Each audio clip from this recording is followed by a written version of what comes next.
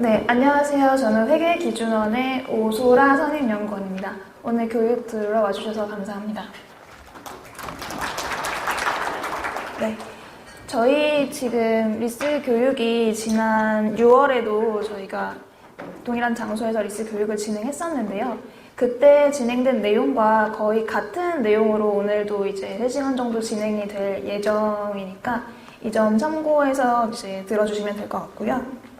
먼저 이제 리스 기준서의 구체적인 내용을 좀 보기에 앞서서 리스가 어떤 걸 얘기하고 있는지 간단히 설명을 드리도록 하겠습니다. 저희가 인터넷에서 지식백과 같은 데서 찾아보니까 리스를 어떤 물건을 사용료를 받고 타인에게 빌려주는 일이라고 이제 정의를 하고 있더라고요.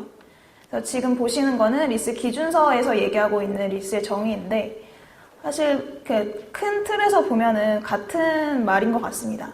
대가와 교환해서 식별되는 자산의 사용 통제권을 일정 기간 이전하는 계약 이렇게 얘기를 하고 있는데 이제 저희 회계 기준에서는 여기서 이제 식별되는 자산이 어떤 것인지 사용 통제권이 어떻게 이전되는지 이런 거에 대한 굉장히 구체적인 내용을 담고 있기 때문에 이 구체적인 내용을 적용하다 보면 리스가 아니라고 생각했던 것들도 사실 리스에 해당할 수 있는 부분들이 있어서 그 부분들을 이제 주의해서 보시면 될 것 같고요.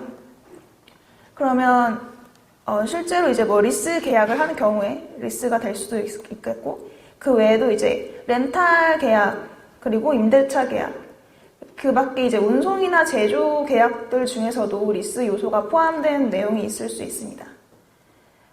가끔 전화로 질의를 해주시는 분들 중에 이제 렌탈, 리스 계약이 아니라 렌탈 계약이다. 그래서 자동차 렌탈이나 정수기 렌탈이나 이런 렌탈도 이제 리스로 볼 수 있냐 이렇게 물어보시는 분들도 계셨는데 이제 리스라는 것 자체가 자산의 사용권을 이전하면서 그 대가를 지급하는 계약을 다 리스로 보기 때문에 계약서에 리스 계약이라고 써져 있는지 써져 있지 않는지가 중요한 게 아니라 실질적으로 어떤 자산을 내가 빌려서 쓰는 계약이라고 하면 리스 요소가 포함될 수 있기 때문에 잘 검토를 해보시는 게 중요할 것 같습니다.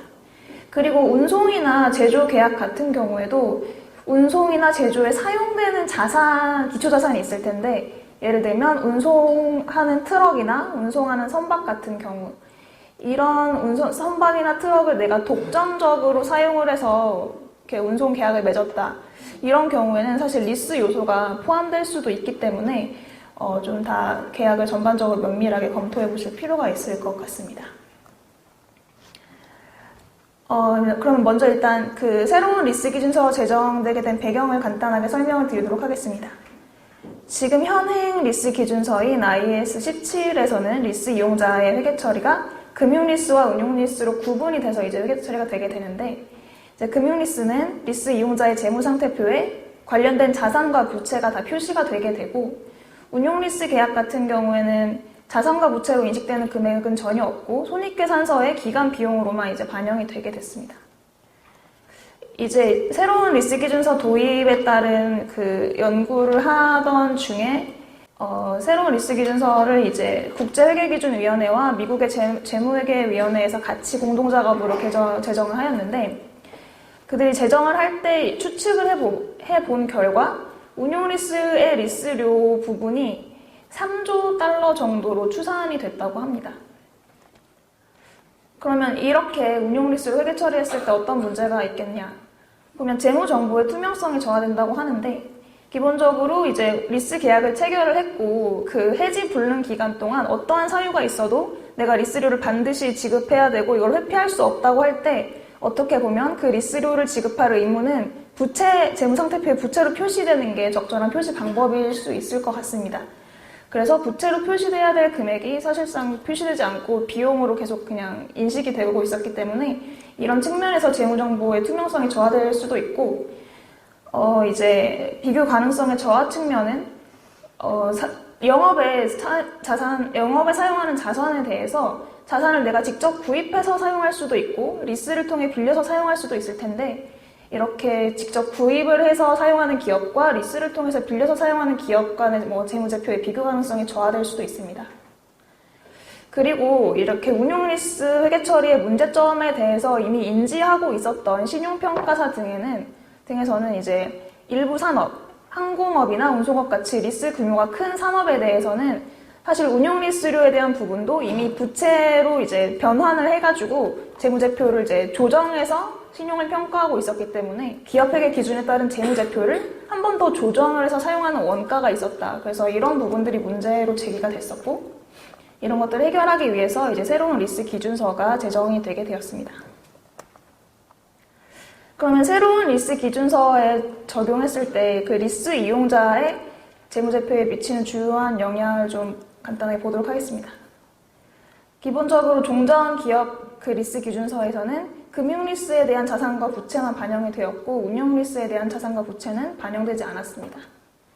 하지만 이제 새로운 리스 기준서에서는 금융 리스와 운용 리스를 구분하지 않고 모든 리스에 대해서 재무 상태표에 반영하도록 하기 때문에 기존의 금융 리스에 대한 자산과 부채는 당연히 들어오게 될 거고, 운용 리스에 있었던 자산과 부채도 그 한꺼번에 들어오게 돼서 재무 상태표 자산과 부채 규모가 증가하게 될 것으로 이제 예상이 됩니다.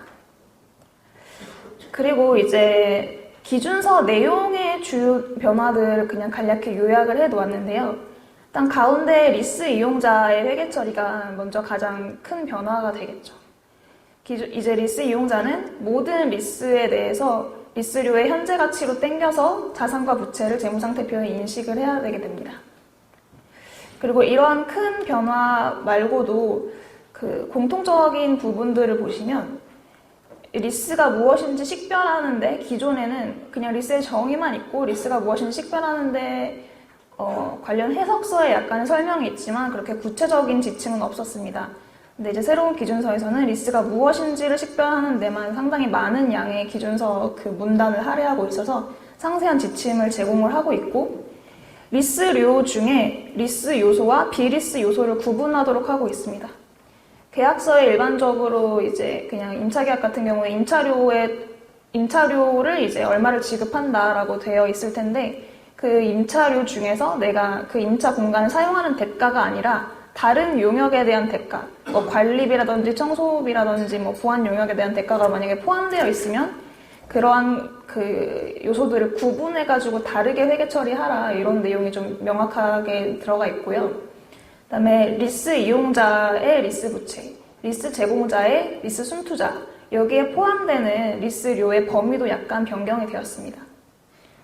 그리고 리스 변경, 그 리스 기간 중에 리스 계약의 내용 자체가 변경돼서 리스가 그 계약의 내용이 바뀌는 경우, 이럴 때 어떻게 회계 처리해야 되냐, 이런 거에 대한 지침도 좀 추가가 됐고, 판매 후 리스 회계 처리도 바뀌었습니다. 기존의 판매 후 리스의 경우에는 판매 후 리스에 리스 요소가 포함되어 있다고 하면 그 판매 후 리스의 수익 기준서를 일단 적용하지 말고 그냥 바로 리스 기준서를 적용해서 회계 처리하라고 했는데, 새로운 리스 기준서의 내용에 보면 판매 후 리스 계약이라고 하더라도 먼저 수익 기준서를 가서 자산의 판매가 있었는지 없었는지를 먼저 판단을 하고 그 판매 후 리스 회계 처리를 하도록 하고 있습니다. 그리고 공시해야 할 항목도 구체적으로 제시하면서 공시가 좀 강화가 됐습니다. 그리고 또 이제 리스 이용자의 다른 추가된 사항을 보면 리스 부채 재측정할 때 어떻게 해야 되는지를 제시하고 있습니다. 리스 기간 중에 리스 기간이 연장되거나 리스료가 변경되거나 이렇게 리스 부채를 재측정을 해야 되는 경우가 발생할 수 있는데 그때 어떻게 해야 되는지도 제공을 하고 있고, 또 리스 제공자 같은 경우에는 종전과 동일하게 금융리스와 운용리스를 구분해서 각각 다르게 회계 처리를 그대로 하시면 됩니다. 다만 전대리스를 내가 중간 리스 제공자로서 전대리스를 제공한다고 할 때 그 전대리스가 금융리스인지 운용리스인지를 구분하는 약간 분류에 대한 기준은 약간 변경이 되었습니다. 물론 리스 제공자가 금융리스와 운용리스를 동일하게 회계 처리하기 때문에 큰 변화가 없다고 생각하실 수도 있는데, 여기 위에 보시는 공통사항에 나와 있는 많은 변화들이 의외로 리스 제공자의 그 재무제표에도 영향을 미칠 수가 있기 때문에 리스 제공자인 기업도 새로운 리스 기준서의 도입 준비를 좀 같이 해주실 필요가 있을 것 같습니다. 그리고 이제 저희가 작년에 기준원에서 했던, 그러면 이제 운용리스료를 현재 가치로 땡겼을 때 재무제표에 어떤 영향을 미칠까에 대한 영향 분석을 한 적이 있습니다. 이제 조사는 이제 상장 기업들이 주석에 운용 리스료를 공시하도록 되어 있습니다. 그래서 운용 리스료의 경우에 해지 불능한 그 운용 리스 기간 동안에 내가 미래에 얼마나 리스료를 내야 되냐 이걸 주석에 공시를 다 하셨었어야 됐는데 그 주석에 공시를 하신 분들의 이제 데이터를 토대로 이제 추측을 해본 결과 전체 업종에서 자산부채 증가 규모가 약 13.9조 원 정도 증가할 것으로 예상이 되었고 특히 소매업 분야에서 약 8.5조 원 정도 증가할 걸로 이제 예측이 되었습니다. 또한 부채 비율은 평균적으로 4.5% 정도 부채 비율이 증가할 것으로 예상이 되었는데 개별 기업을 보니까 거의 2배 가까이 부채 비율이 증가하게 되는 경우도 있었습니다. 부채 비율 같은 경우는 자본분의 부채로 그 계산을 하기 때문에 내가 리스를 얼마나 많이 갖고 있냐 이 항목도 중요하지만 내가 원본 자산의 규모가 얼마나 되느냐 이런 것도 사실 부채 비율에 영향을 줄 수 있기 때문에 개별 기업마다 부채 비율이 얼마나 달라질까 이게 좀 상당히 그 변동이 심할 수 있기 때문에 미리 새로운 재무제표를 작성하기 전에 미리 부채 비율 같은 것들을 예상을 해 보셔가지고 관련되는 효과나 이거에 파생되는 이펙트가 어떤 것들이 있는지 좀 미리 예측해 보는 것도 중요하실 것 같습니다. 네, 간단하게 그러면 어떤 영향이 있을지를 보면 일단 부채 비율이 상승하면 당연히 신용평가나 이런 것들이 안 좋아질 수 있고 만약에 대출 약정 같은 것들에 부채 비율 유지 조건들이 있다면 영향을 미칠 수 있기 때문에 만약에 이런 조건들이 있으면 실제로 부채 비율이 얼마나 상승할지 예측을 좀 해보시고 미리 뭐 자본을 확충한다든지 약정을 조정한다든지 대비를 하실 필요가 있을 것 같습니다. 또 제가 알고 있기로 부채 비율이 과다하면 뭐 지정감사 대상으로 선정된다거나 이런 제약도 있는 것으로 알고 있어서 미리 좀 준비를 해주시는 게 중요할 것 같고 또 이제 회계 처리 기준이 세부적으로 많이 바뀌었기 때문에 재무제표를 작성할 때 준비하실 부분들이 많이 있을 것 같습니다. 대표적으로 리스의 식별 기준이 구체화되었다고 말씀을 드렸는데 이 식별 기준 때문에 기존에는 리스라고 생각도 안 했던 것들이 갑자기 리스가 되면서 그 계약을 관리를 해야 되고 리스 부채와 자산을 인식해야 되는 효과들이 생기기 때문에 내가 그 기업에서 사용하고 있는 여러 가지 것들 중에 리스가 과연 무엇들이 있는지를 좀 빨리 파악을 하시는 필요가 있을 것 같고 또 전략적 의사결정이라고 하는 것은 저희가 회계 기준에서 회계 원칙을 다 제시를 하고 있지만 일부 원칙에 대해서는 회계 처리의 편의를 위해서 실무적 간편법으로 어떻게 할 수 있다 이렇게 편의를 제공하는 부분들이 있는데 일부 실무적 간편법의 경우에는 요거를 실무적 간편법을 쓰면 회계 처리는 조금 편한데 리스 부채는 사실 좀 더 증가할 수도 있고 이런 경우가 있는 경우가 있거든요.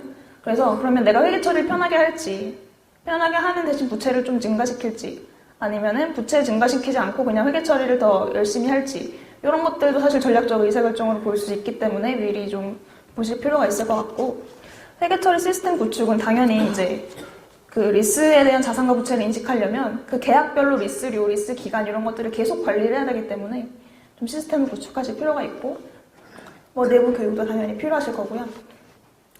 또 기타 세무와 관련된 사항은 지금 현재 세법이 종전 그 리스 기준서에 따라서 금융리스와 운용리스를 구분해서 감가상각비나 이자 비용의 손금 산입을 이제 정하고 있더라고요. 근데 이게 리스 제공자는 그대로 가지만 리스 이용자는 금융리스, 운용리스 구분이 없기 때문에 이제 뭐 감가상각비나 이자 비용이나 이런 것들을 어떻게 송금에 반영할지 이제 만약에 세법이 그대로 간다고 하면 세무 조정이 혹시 필요하진 않은지 이런 것들이 있을 수 있기 때문에 고려하실 필요도 있을 것 같습니다.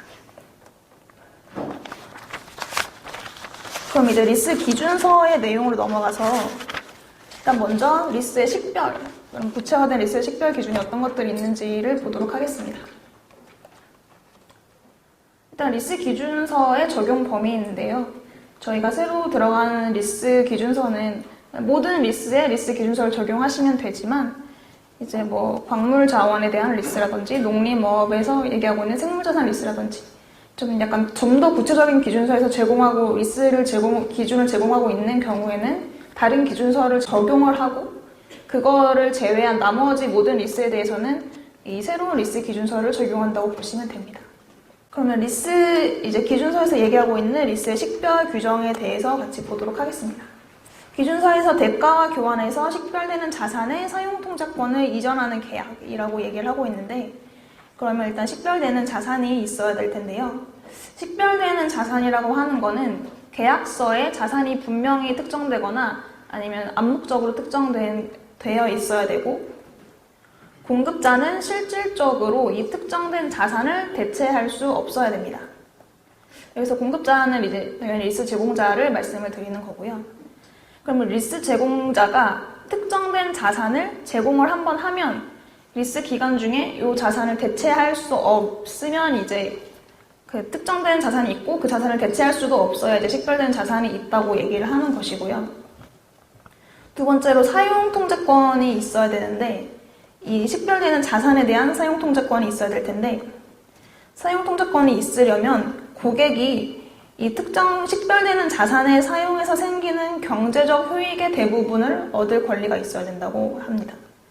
그리고 경제적 효익을 다 얻을 뿐만이 아니라 자산의 사용을 지시할 권리도 있어야 된다고 합니다.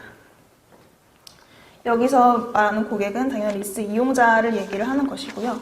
그러니까 한마디로 말하면 어떤 특정되는 자산이 있는데 리스 제공자가 리스 이용자에게 그 자산을 제공을 하고, 그 자산은 리스 제공자가 마음대로 대체할 수 없어야 하고, 리스 이용자는 그 자산을 사용해서 경제적 효익을 내가 당연히 얻을 수 있어야 되고, 그 자산을 내가 원하는 방식대로, 리스 이용자가 원하는 방식대로 사용할 수가 있어야 된다는 이제 얘기인데요. 이제 좀 더 구체적으로 하나씩 보도록 하겠습니다. 일단 식별되는 자산이 있으려면 아까 말씀드렸던 것처럼 자산이 특정돼야 되고, 공급자는 실질적으로 자산을 대체할 수 없어야 됩니다. 그럼 자산이 특정되는 경우에 대해서 먼저 보도록 하겠습니다. 자산이 특정되려면 자산이 분명히 특정돼야 된다. 이거는 계약서에 이제 뭐 시리얼 넘버가 써 있다던가, 뭐 부동산 같은 경우엔 임차 건물에 주소지가 나타나 있다던가, 뭐 자동차는 뭐 자동차 넘버가 나타나 있다던가, 이렇게 분명히 계약서에 특정되는 경우가 있을 수 있고, 굳이 계약서에 어떤 특정한 자산을 그 계약 대상으로 하지 않겠다라고 써 있지 않더라도 암묵적으로 특정됨을 알 수 있는 경우가 있을 수 있습니다. 예를 들면 계약 이행을 위해서 사용할 수 있는 단 하나의 자산이라고 얘기를 하고 있는데, 아까 맨 처음에 말씀드렸을 때 그 운송이나 제조 계약에서도 리스 요소가 있을 수 있다고 얘기를 드렸었는데, 제조 같은 부분을 보면 어떤 하청업체에서 내가 부품을 제조를 한다고 했을 때 그 부품을 제조하기 위해 엄청 특수한 설비, 기계장치를 사용을 해야 된다고 이제 가정을 하면, 그 특수한 설비는 그 하청을 주기 위해서 사용할 수 있는 단 하나의 자산이 되기 때문에 계약서가 이제 리스 계약처럼 쓰여 있지 않더라도 일단 그 계약 자체에는 그 특수 설비라는 암묵적으로 특정된 자산이 존재한다고도 볼 수가 있습니다. 그래서 암묵적으로 특정된다는 건 그런 의미로 좀 봐주시면 될 것 같고, 또 이제 식별되는 자산을 이렇게 구분할 수 있는 단위는 최소한 물리적으로 구분될 수 있어야 된다. 그래서 물리적으로 구분이 된다면 자산의 일부도 식별되는 자산에 해당할 수 있다. 이런 얘기를 하고 있는데, 사실 그 자산을 빌려서 쓸 때 내가 어떤 하나의 자산을 통으로 빌려서 쓰는 경우도 있지만 그 자산의 일부만 사용해서 쓰는 경우도 있을 수가 있겠죠.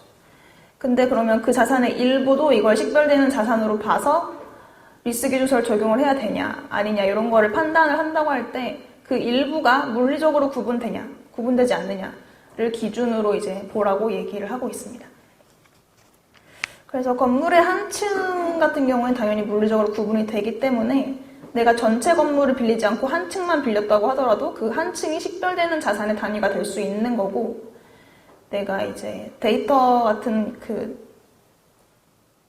걸 제공받는 광 케이블 중에 일부를 그 리스를 해서 사용한다고 했을 때 광 케이블의 그 용량의 20%만 그 리스하는 거는 사실 물리적으로 우리가 구별된다고 얘기를 하지 않기 때문에 요거는 광 케이블의 일부를 리스하는 건 물리적으로 구별되지 않아서 식별되는 자산이 없기 때문에 리스 기준서를 적용하지 않으셔도 되는 겁니다. 그리고 이제 굳이 계약서에 자산이 어떤 이렇게 시리얼 넘버라든지 이렇게 특정이 되지 않다고 하더라도 계약서에 그 자산의 사양이나 특수성 같은 걸 좀 명시가 되어 있을 수도 있습니다. 그러면은 기본적으로 내가 이렇게 그 리스 제공자가 계약을 이행하기 위해서는 이 특정한 사양을 딱 맞추는 식별되는 자산이 필요함을 알 수 있기 때문에 이러한 경우에는 또 암묵적으로 특정되어 있다고 보기도 합니다. 그러면 이제 암묵적 자산이 특정되었으면 이 특정된 자산에 대해서 공급자가 실질적인 자산 대체권이 없어야 되는데 실질적인 자산 대체권이 없는 거를 판단하기 위해서 그러면 실질적인 자산 대체권이라는 게 뭐냐 이거를 봐야 될 텐데요. 공급자가 자산을 대체할 권리가 실질적이기 위해서는 당연히 공급자가 사용기간 내내 리스 기간 동안 내내 그 자산을 다른 자산으로 대체할 수 있는 권리가 있어야 됩니다. 이건 당연히 있어야 되는 거고 근데 권리가 있을 뿐만이 아니라 내가 이걸 그 리스 제공자가 대체를 해서 리스 제공자가 경제적 효익을 얻을 수 있어야 된다고 합니다. 이 두 가지가 모두 있어야 자산 대체권이 실질적이다라고 얘기를 하는 것입니다. 그럼 먼저 자산을 대체할 능력적을 보면 고객이 리스 이용자가 자산을 대체한다는 걸 이렇게 막을 수가 없고 공급자는 대체할 자산을 쉽게 구할 수 있어야 됩니다.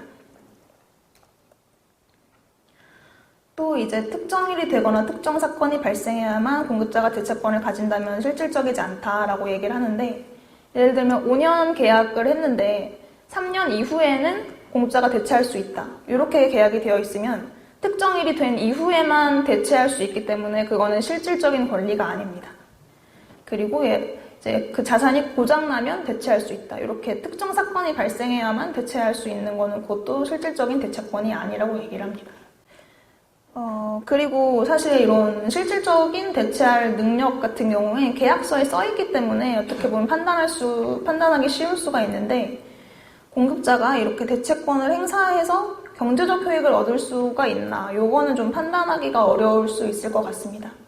공급자가 자산을 대체해서 경제적 효익을 얻으려면 대체하는 원가보다 대체하는 효익이 당연히 커야 될 텐데 예를 들면 정수기 렌탈을 해서 공급자가 정수기를 아무 정수기로나 대체할 수 있는 권리가 있다고 치더라도 공급자가 그 정수기를 다른 정수기를 막 교체를 해서 얻을 수 있는 효익이 사실 없기 때문에 그런 경우에는 실질적으로 내가 대체할 수는 있지만 공급자가 대체한다고 해서 아무런 경제적 효익이 없기 때문에 그러한 권리는 있지만 실질적이지 않다. 그래서 공급자는 실질적인 자산 대체권이 없다. 이렇게 판단을 하는 거거든요. 그래서 이제 공급자의 자산 대체권이 이렇게 실질적인지는 계약의 약정 시점에 판단을 해야 됩니다. 그래서 계약 약정 시점에 일어날 것 같지 않은 미래 사건. 예를 들면 그런 그 중고 정수기를 대체를 해서 내가 그거를 시장에 내다 팔면 더 많은 효익이 발생할 거야. 요런 사건들이 뭐 만약에 예상을 한다고 하더라도 그런 것들이 계약 약정 시점에 일어날 것 같지 않다. 요런 미래 사건은 고려하는 게 아닙니다. 그래서 그렇게 판단하시면 되고요. 또 이런 공급자의 대체권이 실질적인지 아닌지 판단하기가 어렵다. 판단을 못하겠다. 그러면 그냥 실질적이지 않다고 간주를 하고 실질적이지 않기 때문에 식별된 자산이 있다. 그래서 리스 기준서를 적용한다. 이렇게 판단을 하시면 됩니다. 그러면 이제 사례를 넘어가서 보도록 하겠습니다. 이 사례는 지금 어떤 자산을 사용하는 계약은 아니고 셔츠를 구매하는 계약이라고 합니다. 이제 고객과 공급자가 특정 유형 품질 수량의 셔츠 구매 계약을 체결을 했는데 이런 계약에서 식별되는 자산이 혹시 있냐 이런 판단할 때 자산이 특정돼야 되고 이 특정된 자산을 공급자가 대체할 수가 없어야 되는데 이번에 보시면 고객이 공급자가 고객의 요구를 충족할 수 있는 단 하나의 공장을 가진다. 그래서 계약서상 이 공장이라는 자산이 계약서에 특정되어 있진 않았지만 계약 이행을 하기 위해서 단 하나의 공장, 단 하나의 식별된 자산이 필요하기 때문에 암묵적으로 특정되었다. 이렇게 판단이 되는 거고요. 또 공급자는 다른 공장이나 공급자에게서 셔츠를 받을 수가 없다. 그래서 이제 다른 공장이나 공급자에서 셔츠를 공급받지 못하는 상황이기 때문에 요 단 하나의 공장을 대체할 수 있는 자산을 쉽게 구할 수가 없는 상황입니다. 따라서 자산을 대체할 실질적인 능력이 없어서 공급자는 실질적인 자산 대체권이 없고, 자산이 특정되어 있고 실질적인 자산 대체권이 없기 때문에 결과적으로는 식별된 자산이 있는 계약이라고 판단이 되는 겁니다. 다음 사례는 점포를 사용하는 계약이라고 합니다. 이 점포는 많은 점포가 포함된 더 큰 소매점의 일부라고 하는데, 이런 거는 그냥 큰 복합 쇼핑몰에서 일부 점포 공간을 사용하는 계약 정도로 이제 이해를 하시면 될 것 같습니다.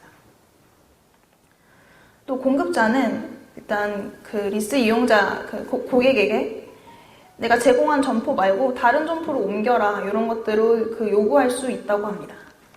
그런데 이제 그렇게 옮길 것을 요구할 때 당연히 기존에 제공한 점포와 품질과 규격이 비슷한 점포를 제공해야 되고, 고객이 이사할 때 그 이사 비용까지 지급을 다 해야 합니다.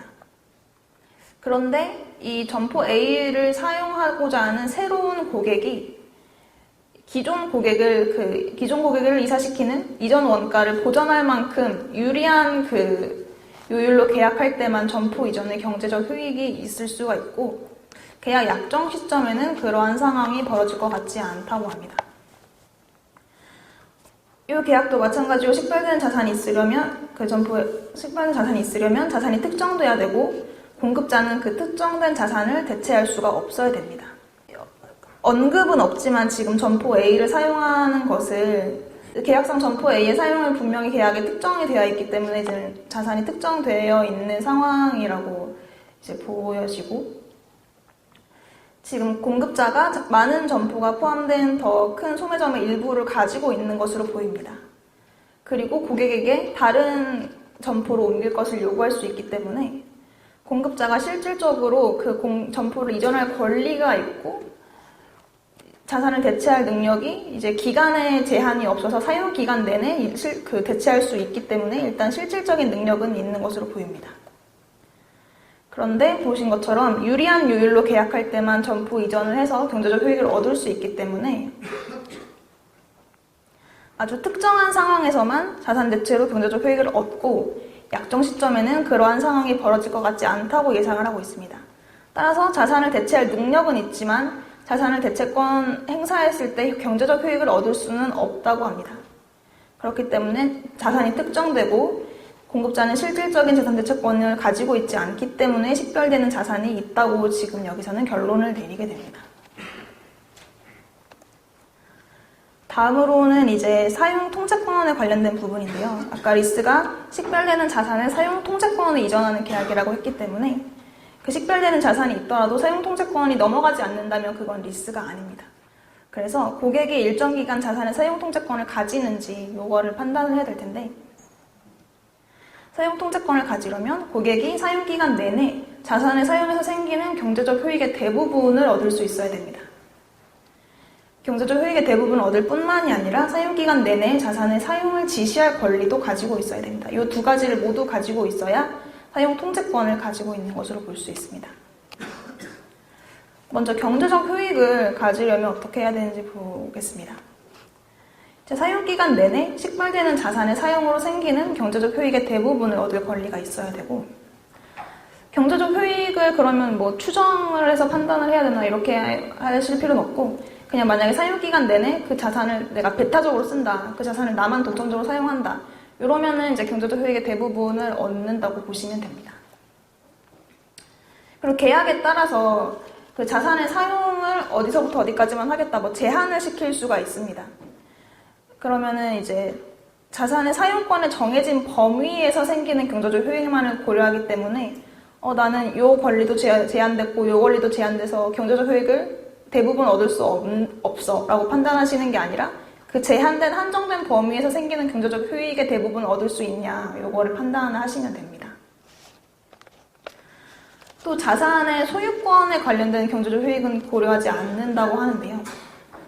예를 들어서 이제 리스는 자산에 대한 사용할 권리를 내가 재무제표의 자산으로 인식하는 것이기 때문에 사용에 대한 부분만 고려를 하면 되는 거고, 그래서 예를 들면 그 자산 때문에 발생하는 뭐 세제 혜택이라던가 이런 것들이 있을 수 있는데 그런 것들은 사용해서 생기는 효익이 아니라 자산의 소유에 따른 경제적 효익이 있기 때문에 내가 그런 그 세제 혜택이나 이런 것들을 받지 못한다고 해서 경제적 효익을 판단할 때 고려하지는 않는 것입니다. 또 이제 자산을 사용해서 생기는 현금 흐름의 일부를 공급자에게 지급하는 경우가 있을 수 있을 텐데요. 예를 들면 내가 점포를 임차를 했는데 그 점포에서 발생하는 매출의 뭐 30%는 그 공급자에게 내가 내야 된다. 그러면은 내가 그 100%의 효익을 얻는 게 아니라 70%의 효익을 얻기 때문에 대부분의 효익을 얻지 못한다. 이게 아니라 그 공급자에게 지급하는 대가는 그냥 리스 사용료 대가의 일부이기 때문에 그런 부분도 고려하지 않고 판단을 하시면 됩니다. 그러면 이제 경제적 효익을 얻을 그 권리가 있어야 되고 또 자산의 사용기간 내내 그 자산의 사용 지시권을 가져야 될 텐데 자산의 사용 지시권을 가지기 위해서는 고객이 그 식별되는 자산의 사용을 지시할 권리가 있어야 되고 세 가지 중에 어느 하나에만 해당하면 이 자산의 사용을 지시할 권리를 가지고 있다고 얘기를 합니다. 고객이 사용기간 내내 자산을 사용하는 방법이나 목적을 지시할 권리를 가진다. 고객이 리스 기간 동안에 계속 그 사용하는 방법이나 목적을 변경할 수 있다면 그거는 이제 사용 방법 및 목적을 지시할 수 있는 권리이기 때문에 고객이 그 리스 기간 동안에 자산의 사용 목적이나 어떻게 사용하는 방식이나 이런 걸 마음대로 바꿀 수 있는지 이거를 보시면 되고 또 이렇게 자산의 사용 방법 및 목적이 계약서에 미리 정해져 있는 경우가 있습니다. 이 자산은 어느 목적으로 어느 방식에 따라서 어느 경우에만 이제 사용한다. 뭐 이게 다 계약서에 미리 정해져 있을 수도 있는데 만약에 그렇다고 한다면 고객이 사용 기간 내내 그 자산을 운용할 수 있는가, 자산을 직접 운행할 수 있는가 이런 것들을 판단해 보시면 되고 만약에 비록 그 계약서에 미리 다 사용 방법이나 목적이 결정되어 있어서 사용 방법 목적을 바꿀 수는 없지만 자산을 고객이 직접 운용하고 있다. 그러면은 이제 사용 지시권이 있다고 보는 것입니다. 또 고객이 만약에 자산을 설계했다고 하면 그 사용 방법 및 목적을 변경할 수 없더라도 사용 지시권이 있는 것으로 이제 보고 있습니다. 아까 말씀드린 것처럼 그 사용 방법 및 목적을 지시할 권리는 그런 것들을 변경할 때 의사결정권을 고려해서 판단을 하는 것입니다. 즉, 그 기초 자산으로부터 나오는 산출물의 유형을 변경할 권리라든지 생산 시기를 변경할 권리라든지 생산 장소, 생산 여부, 생산량 이런 것들을 내가 다 바꿀 수 있는 권리가 있다. 그러면 사용 지시권이 있다고 이제 판단을 하게 됩니다. 또 방어권은 자산의 사용권의 범위를 정하는 것일 뿐 고객의 사용 지시권을 막지는 못합니다. 예를 들면 그 공급자가 자기의 기초 자산을 보호할 목적으로 자산의 최대 사용량 같은 거를 캡을 씌워서 정해놓고 사용할 장소나 이제 사용할 시간 같은 걸 제한해놓고 이렇게 제한이 있을 수 있는데 그런 것들은 고객의 사용 지시권을 막는 것이 아니라 단순히 방어권이기 때문에 이제 고려하지 않으셔도 되는 겁니다. 그다음에 사례로 넘어가서 보도록 하겠습니다. 지금 이제 아까 그 식별되는 자산을 볼 때 계속 같이 봤었던 점포 A를 사용하는 계약인데요. 점포 A에 대한 사용 통제권이 있으려면 고객이 사용해서 생기는 경제적 효익의 대부분을 얻을 수 있어야 되고 고객이 또한 사용을 지시할 권리도 가지고 있어야 됩니다. 지금 보시면 고객이 사용기간 내내 점포 A를 독점적으로 사용하는 것으로 보입니다. 그리고 이제 점포 A에서 생기는 매출액의 일정 비율을 고객이 공급자에게 지급을 한다고 하는데 아까 말씀드린 것처럼 이제 판매로 생기는 현금의 일부를 공급자에게 지급하는 것은 내가 사용해서 생기는 경제적 효익을 나눠서 갖는 것이 아니라 점포를 사용했기 때문에 지급하는 대가이기 때문에 이런 것들은 고려하지 않고 따라서 이제 고객이 자산을 사용해서 생기는 경제적 효익의 대부분을 얻는 것으로 판단되는 계약입니다. 또 이제 고객의 사용 지시권이 있는지를 보려면 먼저 1번에 보시면 계약서에 지금 고객이 정해진 시간에 자신의 유명상점 브랜드를 운영해서 그 재화를 판매하는 데 사용해라 라고 계약서에 어떤 일정한 사용 방법이나 이런 것들은 정해져 있는 것으로 보입니다. 그런데 사용 기간 동안에 그 점포의 사용에 대한 모든 결정을 고객이 내린다고 얘기를 하고 있습니다. 즉, 이 경우에 그 계약에서 정해진 영업시간과 판매 재화의 범위, 이런 것들은 점포 A의 사용권이 어디까지인 것인가, 이 사용권을 정하는 것이고, 이 사용권의 범위 안에서는 고객이 판매할 상품의 구성이나 판매 가격을 다 결정할 수가 있는 것입니다. 그리고 또 이제 점포의 사용과 관련된 다른 용역의 내용을 보시면 5번에 보시면 공급자가 그 자산에 대해서 광고, 청소, 보안 용역을 제공한다고 합니다. 그래서 이제 그 공급자가 자산에 관련된 활동을 하고 있는데 그러한 공급자의 광고나 청소나 보안 용역 같은 것들은 점포를 사용하는데 사용 방법이나 목적을 바꾸지는 않습니다.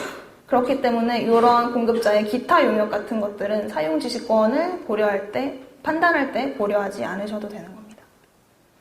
따라서 지금 고객이 사용기간 내내 자산의 사용 방법 및 목적을 지시할 권리를 가지고 있어서 이 사례에서는 고객이 경제적 효익과 사용 지시권을 모두 가지고 있다고 판단이 되고 그래서 고객에게 사용 통제권이 있다고 결론을 내릴 수가 있습니다. 그 다음 사례는 이제 트럭을 대여해서 화물을 운송하는 계약입니다. 사례를 보시면 고객과 공급자가 이제 어떤 뉴욕에서 샌프란시스코까지 화물을 운송을 하기로 하고 그 화물을 운송하는데 트럭을 사용하는 계약을 체결했다고 합니다. 그리고 이제 계약에서 규정하는 화물만 이 트럭으로 운송이 가능하다고 합니다. 계약에서 어떤 약간 사용 목적 같은 것들이 계약에 미리 정해져 있는 상황인 것 같습니다. 그리고 계약상 트럭을 운행할 수 있는 최장거리가 정해져 있다. 계약에 트럭의 사용권에 대한 범위가 정해져 있는 것으로 보입니다. 그리고 그 계약에 따라서 운송할 화물, 인수할 시간과 장소, 배달하는 시간과 장소 이런 것들이 계약에 모두 정해져 있다고 합니다. 거의 사용 방법 및 목적을 지시할 권리가 이미 계약에 다 정해져 있는 것처럼 보입니다. 다만 이제 고객은 계약의 범위 내에서 운행 일정과 관련된 세부적인 사항들은 선택을 할 수가 있고 고객이 직접 뉴욕에서 샌프란시스코까지 트럭을 운전할 책임이 있다고 합니다. 여기서 사용 통제권이 있는지를 보려면 마찬가지로 고객의 경제적 효익을 가지는가, 고객이 사용 지시권을 가지는가 이 두 가지를 가지는지를 보셔야 될 텐데 지금 일단 언급은 없지만 트럭 사용을 독점적으로 하는 것으로 보입니다. 다른 이제 트럭 사용을 다른 사람과 같이 공유하고 있다 이런 내용이 없기 때문에 트럭 사용을 독점적으로 하고 있는 것으로 보이고 따라서 이제 자산 사용에서 생기는 경제적 효익의 대부분은 얻을 수 있는 것으로 판단이 됩니다. 두 번째로 3번에 보시면 계약서에 이미 그 운송할 화물이나 운송 장소 등이 이미 다 정해져 있어서 트럭의 사용 방법이나 목적이 계약에 미리 결정된 사항으로 보입니다. 다만 그리고 요 미리 결정된 거는 사용 기간 내내 변경을 할 수가 없고 다만 이제 고객이 직접 운행 일정의 세부 사항 등을 선택하고 운전할 책임도 있는 것으로 봐서 고객이 사용 기간 내내 그 계약에서 이미 결정된 범위 내에서 트럭을 운행할 수 있는 것으로 보입니다. 따라서 고객은 지금 자산 운용권을 가지고 있기 때문에 사용 지시권도 보유하고 있는 것으로 판단이 됩니다. 따라서 이 사례에서는 고객이 경제적 효익도 가지고 있고 사용 지시권도 가지고 있기 때문에 결론적으로 고객에게 사용 통제권이 있다고 판단이 됩니다. 그리고 이제 다음 사례는 에너지나 전력을 구매하는 계약인데요. 고객과 공급자가 발전소에서 생산되는 전기를 모두 구매한다. 전기를 구매하는 계약을 체결을 했습니다. 그리고 그 대상이 되는 발전소는 계약에 분명히 특정이 되어 있고 공급자가 그 발전소를 대체할 권리가 없다고 합니다. 자산이 특정되고 공급자가 대체할 권리가 없기 때문에 일단 식별된 자산은 있는 계약입니다. 그리고 고객은 태양광 이 발전소를 직접 설계하였습니다. 그런데 이제 설계는 고객이 했지만 공급자가 그 고객의 설계에 맞춰서 발전소를 짓고 직접 운용하고 유지할 책임이 있다고 합니다. 그리고 발전소에서 생산되는 전기의 생산 여부, 생산 시기, 생산량은 이미 설계할 때부터 미리 그 자산의 설계에 따라서 미리 결정된다고 합니다. 또 공급자가 태양광 발전소의 그 건설과 소유에 관련된 세액공제는 공급자가 직접 받는 것으로 나타나 있습니다. 이러한 사례에서 이제 사용통제권이 있는지를 보려면 마찬가지로 고객이 경제적 효익을 얻을 수 있어야 되고 사용 지시권도 같이 가지고 있어야 합니다. 보시면 발전소에서 생산되는 전기를 모두 구매한다. 약간 독점적으로 사용하고 있는 계약으로 보이고, 이제 다만 5번에 보시면 공급자가 그 발전소에 따른 그 세액공제를 받고 있기 때문에 발전소에서 일정한 경제적 효익은 누리고 있습니다. 다만 이러한 세액공제 같은 경제적 효익이 발전소의 사용이 아니라 소유에 관련되는 효익이기 때문에 고객의 경제적 효익을 침해하는 것은 아닙니다. 따라서 고객은 자산 사용에서 생기는 경제적 효익의 대부분은 얻을 권리를 가지고 있게 됩니다. 또 사용 지시권 쪽을 보시면 그 발전소에서 생산되는 전기의 생산 여부나 생산량이나 생산 시기 이런 것들이 이미 미리 다 결정되어 있다고 합니다.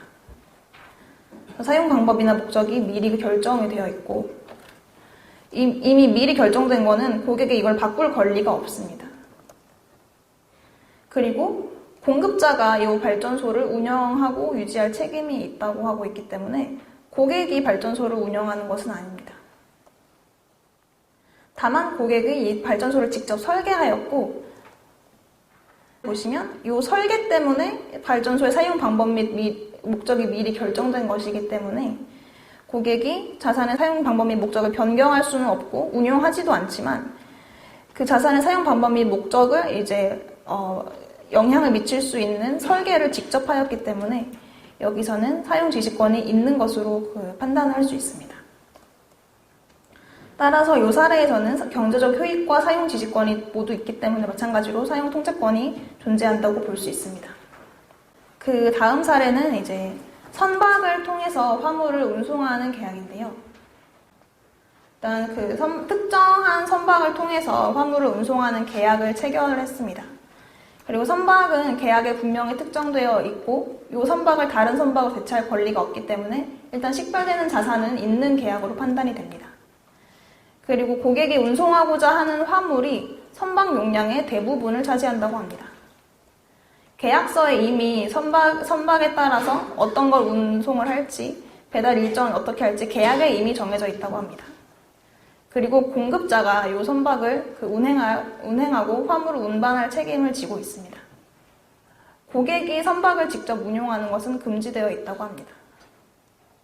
이러한 계약에서 사용 통제권이 있는지를 판단할 때 마찬가지로 고객이 경제적 효익이 있어야 되고 고객의 사용 지시권이 있어야 될 텐데, 이번에 보시면 고객이 운송하고자 하는 화물이 선박 용량의 대부분을 차지한다고 하고 있기 때문에 자산의 선박을 사용하면서 생기는 경제적 효익의 대부분을 얻는 것으로 판단이 됩니다. 그리고 계약서에 이미 선박에서 운송될 화물과 인수, 배달 일정이 이미 다 결정이 되어 있습니다. 그리고 이 결정된 내용을 고객이 바꿀 수가 없습니다. 그리고 고객이 선박 운전자를 직접 고용하거나 직접 운행하는 것도 없어서 선박 운용에 대한 의사결정권이 전혀 없습니다. 또 고객이 선박을 설계한 상황도 아닙니다. 이렇게 고객의 사용 지시권을 변경할 권리도 없고 직접 운영하지도 않고 내가 직접 설계하지도 않았기 때문에 이 사례에서는 고객이 선박의 사용을 지시할 권리가 없고 이런 계약은 선박의 리스가 아니라 단순한 화물 운송 계약으로 보실 수가 있을 것 같습니다. 따라서 이 사례에서는 경제적 효익은 있지만 사용 지시권이 없기 때문에 둘 중에 하나라도 없으면 사용통제권이 없는 것이기 때문에 고객에게 사용통제권이 없다고 결론을 내릴 수가 있습니다.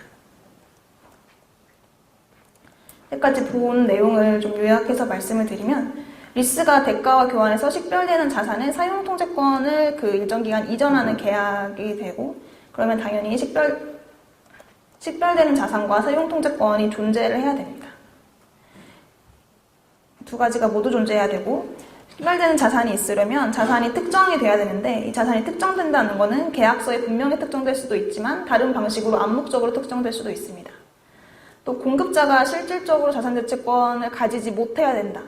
그 이제 공자가 마음대로 대체할 수 있는 거는 식별된 자산이 아니기 때문에 실질적인 자산대체권이 없어야 되는데 그러기 위해서는 공급자가 대체할 실질적인 능력을 가지지 못하거나 경제적 효익을 얻지 못하거나 이 둘 중에 하나만 있으면 자산대체권이 실질적이지 않다라고 얘기하고 있습니다. 이렇게 자산이 특정되고 공급자가 실질적인 대체권을 가지고 있지 않으면 식별되는 자산이 존재하게 됩니다. 또 사용통제권을 가지기 위해서는 고객이 사용기간 내내 자산을 사용해서 생기는 경제적 효익의 대부분을 얻을 수 있어야 되고 고객이 자산의 사용지시권을 가질 수 있어야 됩니다. 사용지시권을 가지려면 여기 보시는 1번, 2번, 3번 이 세 개 중에 하나만 있어도 이제 사용지시권을 가진다 이렇게 판단하실 수가 있습니다. 그리고 이 순서는 그 기준서 문단 B31에 나와 있는 순서도를 첨부한 내용이니까 참고하시면 될 것 같고요.